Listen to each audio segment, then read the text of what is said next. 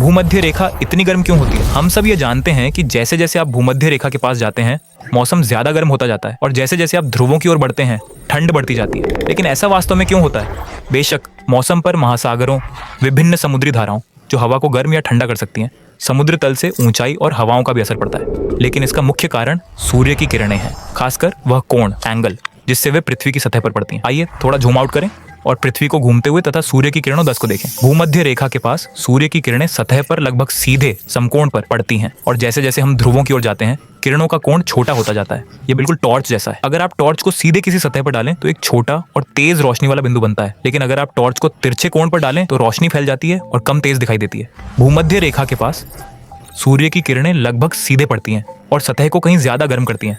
ध्रुवों के पास पृथ्वी की गोलाकार आकृति, कर्वेट्यूरे की वजह से किरणें कम कोण पर आती हैं, जिससे वही रोशनी बड़े क्षेत्र में फैल जाती है और जमीन को कम गर्मी मिलती है।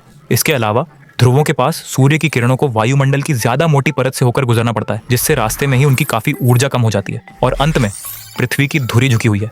इसका भूमध्य रेखा पर लगभग कोई असर नहीं पड़ता। यहाँ पूरे साल दिन और रात लगभग बराबर होते हैं, लेकिन ध्रुवों के पास ये अंतर बहुत ज्यादा होता है, खासकर सर्दियों में। इसी कारण इन क्षेत्रों को सूर्य से बहुत कम ऊष्मा, सोलर हीट मिलती है।